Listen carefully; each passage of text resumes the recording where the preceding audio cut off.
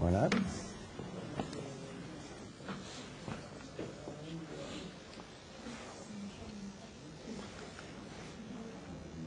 Donc, merci. Je ne vais pas parler au micro, mais bon. Donc, voilà, activité, donc cette fois-ci équivalent calorique, ça pour l'enfant obèse, donc on a déjà vu, ça me donne une idée effectivement de quelle activité pour quelle dépense énergétique. Idem pour ce type de tableau où vous avez différentes intensités et on parle en niveau d'activité physique, en nombre de mètres, c'est-à-dire de multiples du métabolisme de repos. Donc activité physique, voilà, pour l'enfance, on l'a déjà vu, c'est des aspects non seulement physiques, mais ce que je vais vraiment souligner, c'est les aspects psychologiques et les aspects sociaux, en termes de soutien psychologique, motivation, etc., avec le rôle très important de l'école du poisson DPS, par exemple, et le rôle social, en plus de physique et physiologique. Avec les principaux obstacles et freins à la pratique de l'activité physique, les obstacles physiques, bien sûr, mais individuels, avec les idées reçues, les expériences antérieures négatives, la gêne vis-à-vis du corps, qui fait que, par exemple, chez les femmes obèses, l'aquagym, où elles sont dans l'eau, est très appréciée, puisque ça permet de masquer en partie leur handicap physique. Et puis, socio-environnemental, souvent avancé comme prétexte.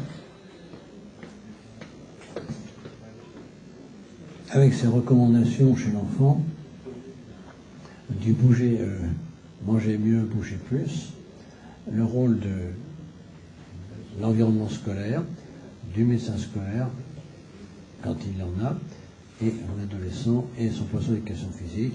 Je vous laisse effectivement découvrir cela, avec ce qui convient donc d'encourager et qui nécessite une attention particulière lors de la pratique d'une activité physique. Ça, c'est effectivement le médecin qui va cocher ce qu'il va falloir protéger chez tel ou tel enfant. Le plaisir étant le moteur principal, ça veut dire qu'il faut vraiment adapter la session d'activité physique pour un aspect ludique pour chacun. Avec là les cycles scolaires que vous connaissez. La prise en charge du patient obèse pour une mise à l'activité physique, vous retrouvez ce que vous savez par cœur, bien sûr, les différentes étapes de cette prise en charge, depuis l'entretien, les questionnaires, les bilans éducatifs, bilans motivationnels, quel besoin d'APS pour la santé, quelle attente d'APS par le patient, un pré-choix d'APS avec une évaluation pertinente des aptitudes énergétiques, des aptitudes motrices, avec ensuite la pratique de toute une série de tests et épreuves, et partant de là, l'établissement d'une prescription d'un programme d'activité physique, puis une planification, la rédaction d'un compte-rendu qui va permettre aux patients de partir avec un pass sport santé, par exemple, ou un fichier, l'échange feuille de liaison avec le médecin, ou le kiné, l'éducateur, et puis bien sûr le suivi. Tout cela, vous le savez par cœur. Donc on a revu, je passe, alors il faut savoir que la haute autorité de santé, critères de qualité, surpoids, obésité, prise en charge de l'enfant d'adolescent, il y a toute une série donc de recommandations qui ont été faites, que vous avez reportées ici, avec des objectifs, des repères, des critères. Vous retrouvez ces courbes de poids, avec des fiches de prise en charge. Tout cela, vous en prendrez connaissance, et c'est pas développer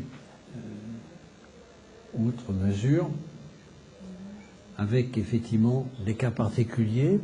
Je ne sais pas si dans le cas clinique tu l'as mis, c'est effectivement, tu as vu, je l'avais fait pour la semaine dernière, que l'on se trouve souvent des multipathologies. C'est l'hypertension artérielle qui accompagne l'obésité, c'est-à-dire déjà des facteurs de complications, même lorsque l'obésité n'est pas très importante, c'est chez les personnes qui avancent en âge une arthrose un petit peu précoce qui va perturber la mise à l'activité physique, donc des cas cliniques un peu complexes pour lesquels il faut parfois trouver des activités physiques qui peuvent être un petit peu incompatibles. Je pense à, par exemple, obésité, ostéoporose, ça existe tout à fait, parce que l'alimentation monotone s'accompagne d'apport calcique insuffisant, et il faut donc, en principe, du type d'activité physique assez contraignant pour les os, mais c'est pas très bon, c'est une hypertension artérielle en plus, donc musculation lourde, point d'interrogation. Arthrose, la perte de poids est bien sûr très importante, alors que dans l'obésité, ce qui compte d'abord, c'est diminuer le périmètre tour de taille. Objectif majeur, diminuer le tour de taille. Et en ce qui concerne la prescription de médicaments, actuellement, sur le point obésité, c'est à proscrire. Recommandation de l'HAS, il n'y a pas de médicaments efficaces, et en termes de compléments alimentaires, bouffe, très discuté, en particulier ceux qui interviennent sur la lipolyse, qui sont à base de caféine ou de éphédrine ou de dérivés. C'est un travail cardiaque également d'accompagnement qui est important, c'est pas forcément une très bonne chose. L'exemple d'activité physique, on l'a vu effectivement avec les durées comparées, et le rappel que quand vous êtes en éducation thérapeutique du patient, ou finalement quel que soit le type de prise en charge, c'est le schéma de l'éducation thérapeutique avec le développement de l'empathie, la conduite empathique qui est à prendre en compte. Vous avez vu, je suis passé récemment, je ne sais pas si tu as mis sur le blog, que l'empathie serait génétique. Moi, je ne sais pas si l'empathie est génétique. Je pense que certains pourraient faire un effort pour être empathiques. Et là encore, l'environnement, ça s'apprend, ça s'éduque, et on doit faire un effort pour être empathique. Alors, prise en charge, donc, la démarche ETP, je vous remémore, les certificats, le certificat d'absence de contre-indication,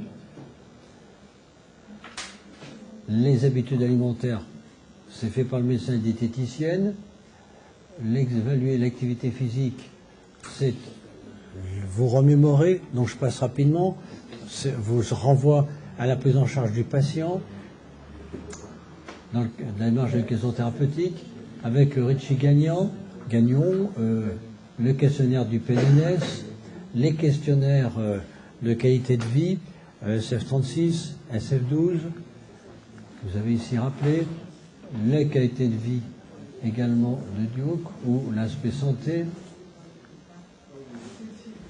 l'entretien motivationnel, je vous renvoie donc, vous retrouvez tout à fait ce qui est classique,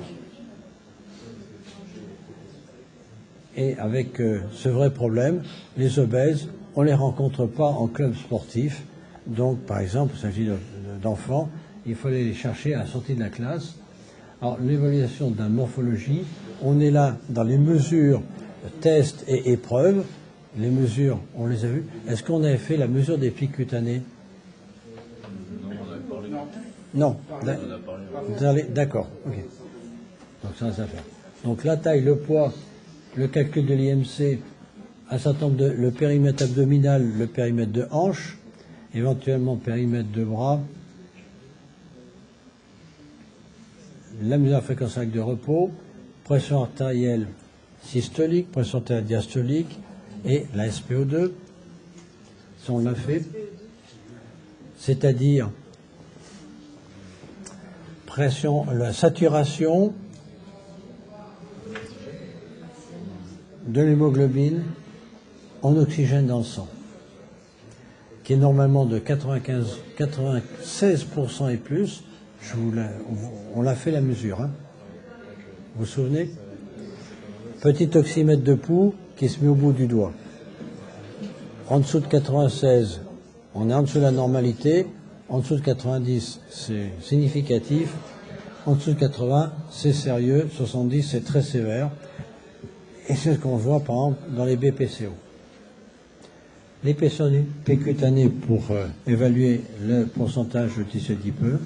Et dans un certain nombre de cas complexes, bien sûr, ce sont des examens plus approfondis comme l'absorptiométrie biphotonique ou DEXA, et le médecin a fait le bilan biologique. Par ailleurs, vous vous souvenez de la mesure du périmètre abdominal.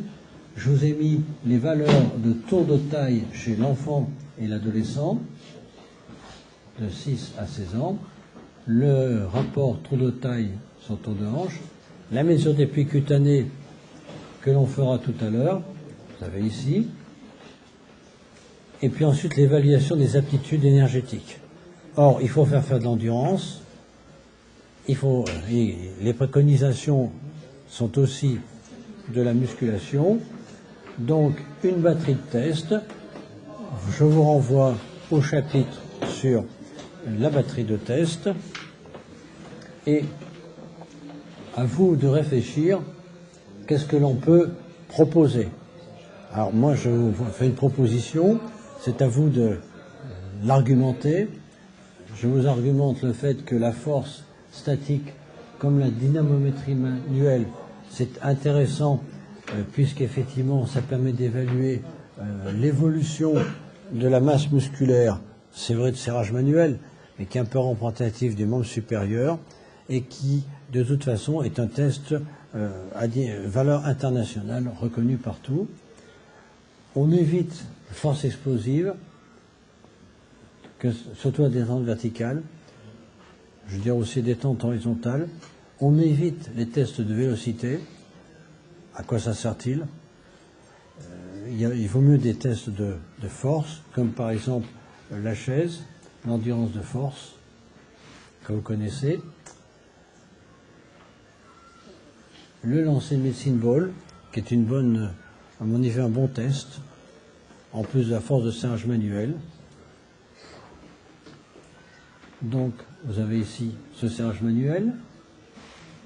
Vous avez ce test que vous reconnaissez fort bien, endurance de force des quadriceps, éventuellement les abdominaux. Attention aux hernies hernières. Hernie inguinale. Pardon. Hernie inguinale. Pas de détente verticale, pas de discuter, pas de test course navette 5 mètres. Par contre, oui pour le tapping, parce qu'il y a un aspect ludique, coordination. Donc, c'est dans cette batterie de tests, qu'est-ce qui est vraiment nécessaire pour l'évaluation objective du patient, qu'est-ce qui est utile pour l'effet psychologique, soutien psychologique, ludique, amusement, en particulier chez le jeune. C'est effectivement les puissances et capacités aérobie, SV1, SV2, SV2 max, et on retombe sur effectivement également mesure de la dépense énergétique, mesure de l'activité physique, pour faciliter le suivi du patient en termes de pérennité de son activité.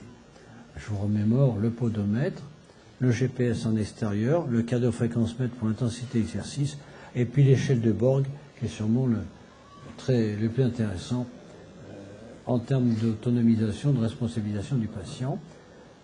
Ça peut être également, quand il s'agit de la dépense énergétique, les questionnaires d'intensité d'exercice, de durée d'exercice, de type d'exercice, avec des enregistrements qui peuvent se faire sur papier, qui peuvent se faire sur électronique, de plus en plus.